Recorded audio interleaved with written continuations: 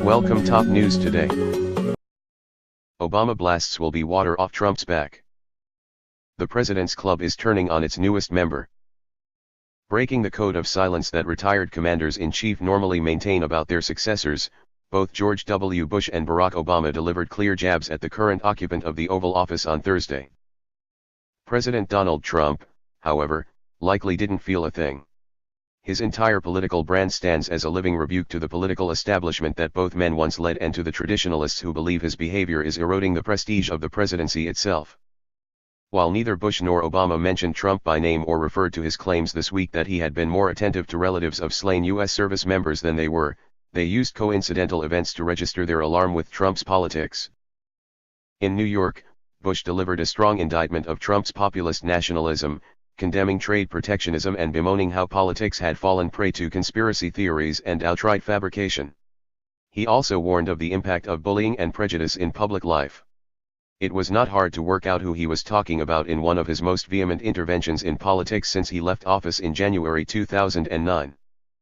Obama, at the first campaign appearances of his post-presidency, warned about the tone and content of Trump-style politics after spending several weeks watching Trump undermine his proudest achievements including the Iran nuclear deal and the Affordable Care Act. Apparently referring to the president's handling of racial violence in Charlottesville, Virginia, and sluggish condemnation of white supremacists, Obama lamented the same old politics of division while campaigning for New Jersey Democratic gubernatorial candidate Phil Murphy. In a second campaign stop in Virginia, Obama took aim at the methods Trump used to win the election. "We've got folks who are deliberately trying to make folks angry to demonize people who have different ideas, to get the base all riled up because it provides a short-term tactical advantage," Obama said, again without specifically naming the president. There's no doubt that Obama and Bush have been dismayed by some of Trump's antics in office.